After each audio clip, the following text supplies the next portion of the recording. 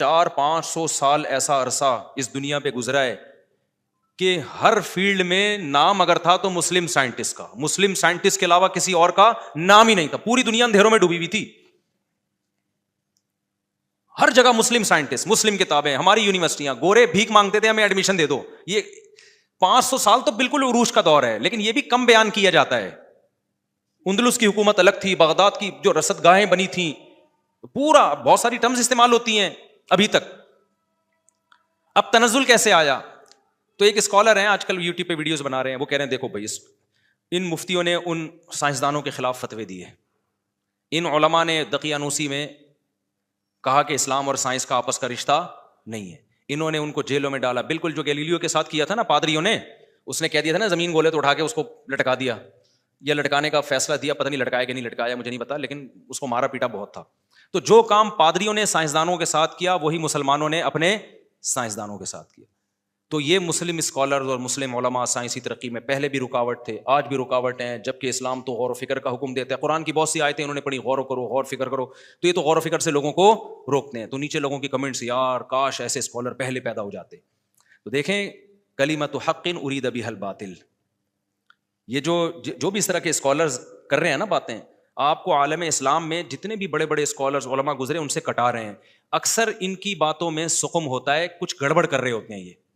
یہ بات درست ہے، کچھ مسلم سائنسدان ایسے گزرے جن کے خلاف علماء کے فتوے تھے، لیکن کیا سارے علماء نے فتوے دیے ان کے خلاف؟ نمبر 2، کیا وہ فتوے اس بیس پہ دیے کہ وہ سائنسی ترقی کر رہے ہیں، یا ہو سکتا ہے کسی کا کوئی باطل عقیدہ ہو؟ میں اس کی آسان مثال دیتا ہوں آپ کو موجودہ زمانے کے لحاظ سے. علامہ اقبال کے بارے میں بہت کہا جاتا ہے کہ آج مسلمان ان کو، علامہ اقبال کو سارے مسلمان علماء ہیرو سمجھتے ہیں اور اسلامی تاریخ میں بڑا انقلاب اور یہ وہ. تو کچھ لوگ بولتے ہیں وہ دیکھو مولویوں نے ان کے خلاف کیسے کیسے فتوے دیے. پھر سر سید احمد خان کی مثال دی جاتی ہے. سر سید احمد خان وہ شخصیت تھے جنہوں نے مسلمانوں میں عصری علوم کو لانے کی بڑی کوشش کی اور زبردست کوشش کی، اور یہ ضروری تھی کہ مسلمانوں کو صرف دینی علوم میں نہیں آگے بڑھنا چاہیے. یہ سائنسی علوم تو اصل ہمارے ہیں، گورے نے ہم سے سیکھے ہیں، تو اب ہم کیوں اس میں پیچھے ہٹیں بھائی؟ اب اگر وہ ہمارا امام بن گیا تو بننے دو، اب سیکھ تو لو نا، جاہل کیوں رہتے ہو اس میں؟ اس میں سر سید احمد خان کی بہت زبردست کوششیں ہیں. اور جو علی گڑھ یونیورسٹی کا قیام تھا، اور اس میں تو انہوں نے کہا مجھے اصل تو ہیرو یہاں نظر آ رہے ہیں، یعنی جب تک آپ کے پاس دینی دنیاوی علوم نہیں ہوں گے، سائنٹسٹ نہیں ہوں گے، آپ دنیا پہ کیسے حکومت کرو گے؟ تو بہت اچھی کوشش تھی ان کی، لیکن کیا ہوا کہ ان کے چند نظریات غلط تھے. وجود کے منکر ہو گئے، وہ جنات کے وجود کے منکر ہو گئے، جبکہ جنات کا وجود نہ سائنس کے خلاف ہے، فرشتوں کا وجود بھی سائنس کے خلاف نہیں ہے، سائنس اس سے خاموش ہے. تو ان 2-3 چیزوں پہ علماء نے ان کی مخالفت کی. اب اسکالر فوراً کیا پیش کر دیں گے؟ دیکھو ایک پڑھا لکھا سر سید احمد خان پیدا ہوا تھا جو چاہتا تھا کہ مسلمانوں میں سائنسدان پیدا ہوئے ہوں، مولویوں نے کیسی اس کی ٹانگیں کھینچی ہیں. یار یہ آپ غلط بیانی سے کام لے رہے ہو، اس سے یہ لگے گا کہ یہ مولوی سائنس کے خلاف ہیں. یہ غلط ہے بھائی.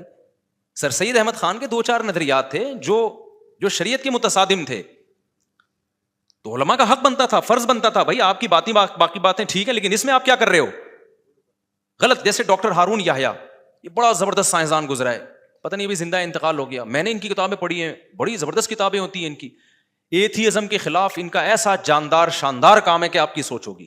اس وقت جب لوگ زیادہ ایتھیزم کو جانتے نہیں تھے، خدا کے انکار کے غلط ہونے کے انہوں نے بڑے جاندار دلائل ہیں. ڈاروین کی انہوں نے دھجیاں ادھیڑ دی ہیں، لیکن آپ کو ڈاکٹر ہارون یحییٰ کے خلاف علماء کے فتوے نظر آئیں گے. اب کوئی فوراً کہے یار دیکھو ایک سائنسدان تھا مسلمانوں میں جو کیسے خدا کے وجود کو سائنس کی بیس پہ اس نے ثابت کیا اور ڈاروین کو چیلنج کیا، اس کے بخیے ادھیڑ دیے اور مولوی اس کے پیچھے ہاتھ دھو کے پڑ گئے. تو فوراً یہ امیج جائے گا کہ مولویوں کو کوئی پڑھا لکھا آدمی بالکل بھی پسند بولو نہیں. تو یہ غلط ہے. آپ جب کسی چیز کی تحقیق کرو ڈیپ میں جاؤ. ڈاکٹر ہارون یحییٰ کی یہ باتیں بہت اچھی تھی، لیکن اس کے ساتھ ان کے کچھ اسلام کے اندر باطل نظریات بھی تھے، جن میں ایک نظریہ جو بہت واضح ہے وہ یہ کہتے ہیں یہ کچھ ہے ہی نہیں، یہ سب نظر کا دھوکہ ہے. یعنی آپ جو میرے سامنے بیٹھے ہیں نا، ہے نہیں، یہ خیالی دنیا ہے ساری، حقیقت سے اس کا کوئی تعلق نہیں ہے. یہ ایک فرقہ پہلے گزر چکا ہے اس مسلمانوں میں، ان کا یہ نظریہ تھا کہ یہ سب خواب ہے. جیسے ہم خواب دیکھ رہے ہوتے ہیں نا تو کچھ ہوتا تھوڑی ہے، دماغ ہے، تو کہنا یہ حقیقت میں بھی دماغ ہی ہے، حقیقت کچھ بھی نہیں ہے. تو علماء نے کہا اس کی کیا دلیل ہے یار، حقیقت میں کچھ، یہ حقیقت ہی ہے. کہہ رہے نہیں. پھر وہ قرآن سے کچھ استدلال کرتے، تو اس بیس پہ علماء نے کہا بھائی ان کا یہ عقیدہ کیا ہے، یہ غلط ہے. حقائق ہیں، چیزوں کے حقائق ہیں. خواب ایک الگ چیز ہے، وہ تو خیالی دنیا میں، لیکن جاگتی دنیا میں تو سچی مچی میں ہوتا ہے. اور اگر اس کا امکان بھی ہے کہ ہو سکتا ہے خیالی ہو، تو ہو سکنے سے چیزیں ثابت ہوتی نہیں ہے جب تک دلیل نہ ہو. امکان تو بہت ساری چیزوں کا ہے, امکان کی بیس پہ تھوڑی کہا جائے گا. اس طرح کے اور بھی ان کے کچھ نظریات تھے جو غلط تھے. تو علماء نے اس بیس پر, مصر کے علماء نے بھی اور دیگر علماء نے بھی اس بیس پر ان کے فتویٰ دیا, لیکن ان کی کتابوں سے آج بھی فائدہ اٹھایا جاتا ہے.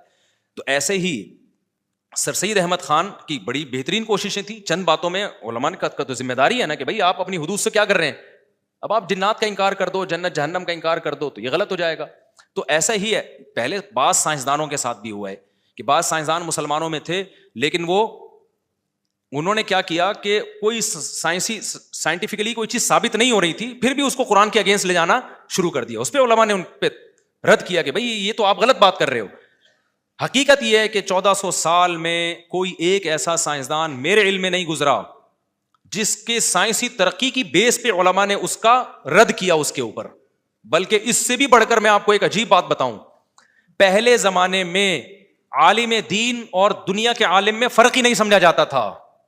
یہ تو بعد میں انگریزوں کے آنے کے بعد ایسا ہوا ہے. انگریزوں نے جب سارا نظام ہی تلپٹ کر دیا تو علماء نے کہا ہم دین کو بچائیں کسی طریقے سے, تو پھر یہ علماء کا لفظ ان لوگوں پہ بولا جانے لگا جو دین جانتے ہیں. ورنہ ماضی میں آپ دیکھو تو علماء کا لفظ جب بولا جاتا تھا اس میں فزکس کے عالم بھی ہوتے تھے, اس میں بایولوجی کے عالم بھی ہوتے تھے, اس میں فلکیات کے عالم بھی اسی میں شامل ہوتے تھے, اس میں ہسٹری کے عالم بھی شامل ہوتے تھے, اس میں قرآن کے عالم بھی, حدیث کے, فقہ کے, سارا مکس ہوتا تھا پہلے.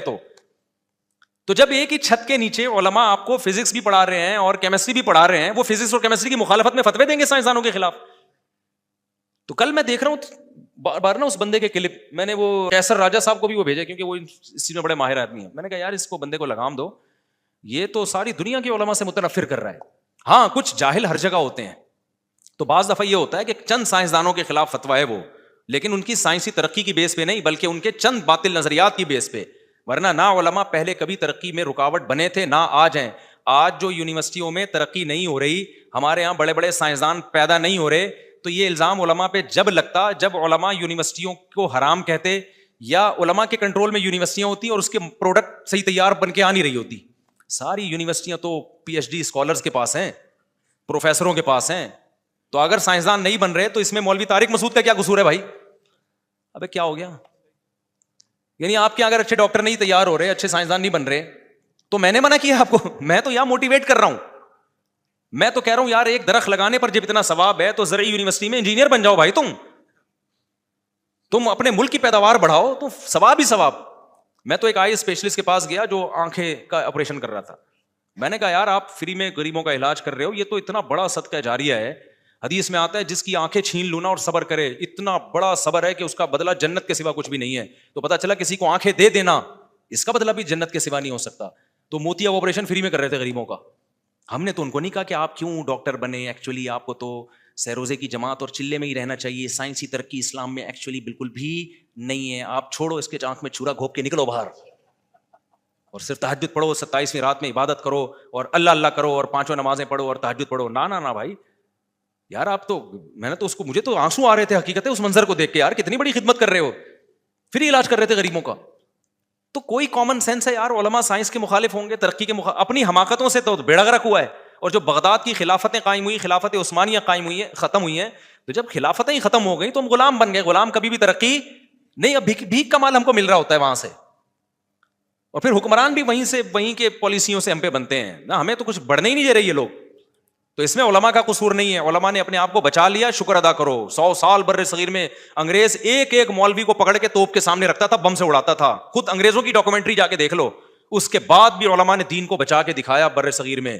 تو تم سائنس اور ٹیکنالوجی بچا لو, ہم تمہیں اس میں اپریشیٹ کریں گے. اور اب تو الحمدللہ مدارس اس میدان میں بھی آ رہے ہیں. جامعۃ الرشید نے تو الغزالی یونیورسٹی بنا لی, اب کہ یار یونیورسٹی میں ہم چلائیں گے. تو اب جو یونیورسٹیوں کا علماء نے حال دیکھا ہے نا, آزاد چائے والے کا نام سنا ہے؟ میری اس سے ملاقات ہوئی, بڑا ماشاءاللہ مجھے اچھا لگا وہ بندہ. اس نے ایک کلپ بنایا ہے ابھی, آزاد چائے والے نے. اس میں بولا ہے کہ اپنی بچیوں کو خدا کے لیے یونیورسٹی نہ بھیجو. میں یہ بات بولتا ہے نا, آپ کہتے دقیانوسی سکھا رہے ہیں. اس نے کہا وہاں بے حیائی اور کچھ باتیں اس نے نہیں کی. میں کہتا ہوں چرس بٹ رہی ہے. چرس اگر 2 جگہیں پاکستان میں جہاں سے, ایک تھانے سے ملے گی چرس آپ کو, اور ایک تعلیمی اداروں سے. چرس یا کوئی اور نشہ, آئس ہو گیا, مختلف قسم کے نشے, بہترین اڈے بنے ہوئے ہیں. پھر یہ کہتے ہیں ہم ترقی کریں گے. تو ہم علماء نے ان کو کہا تم سے نہیں ہو پائے گا, یہ تمہارے بس کا نہیں ہے. لہٰذا علماء یونیورسٹیاں بنا رہے ہیں. جامعۃ الرشید نے الحمدللہ الغزالی یونیورسٹی بنائی نا, تو آپ دیکھیں گے. اور جامعۃ الرشید نے, یا اور بھی صرف جامعۃ الرشید نہیں, اور بھی بہت سارے مدارس نے دنیاوی علوم بھی دینا شروع کر دیا. آپ اس کا رزلٹ تو دیکھو, جو علماء کی نگرانی میں چلے ہیں نا, اس کے رزلٹ میں اور ان کے رزلٹ میں زمین اور آسمان کا فرق ہے, بہت فرق آ رہا ہے اس میں. تو اس لیے ایسے اسکالر جو کہتے ہیں نا علماء نے, مولویوں نے یہ فتویٰ دیا, بھائی نہ سارے مولویوں نے دیا تھا اور نہ سب کے خلاف دیا تھا, چند ایک کے خلاف اسپیسیفک چند چیزوں میں دیا تھا. ہاں یہ ضرور ہوا ہے کہ بعض ظالم خلیفے تھے, بادشاہ تھے, کسی سائنسدان سے ان کو کوئی ٹھڑک تھی, اٹھا کے جیل میں ڈال دیا اس کو, ایسا ہوتا رہا ہے. تو عادل بادشاہ, ظالم بادشاہ, ترقیاں بھی مسلمان بادشاہوں کے دور میں ہوئی, تنزل بھی مسلمان بادشاہوں کی, تو ہوتا ہے, تو اب بھی ہو رہا ہے, پہلے بھی ہوتا تھا. تو اس کا علماء سے تعلق نہیں ہے. تو بنو امیہ کے دور میں, بنو عباس کے دور میں بڑی ترقی کی مسلمانوں نے, تو کتنی بڑی بڑی یونیورسٹیاں تھیں بغداد میں, اور یہ 1200-1300 سال پہلے کی, پوری دنیا سے لوگ سفر کر کے آیا کرتے تھے.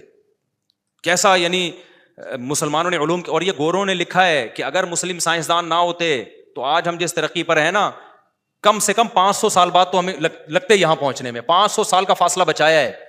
تو میں پھر بتا دوں, وہ مسلمان سائنسدانوں میں سے چند کے ساتھ, سب کے ساتھ نہیں, اگر کسی کے ساتھ ظلم ہوا بھی ہے تو علماء کا اس میں دخل نہیں ہے.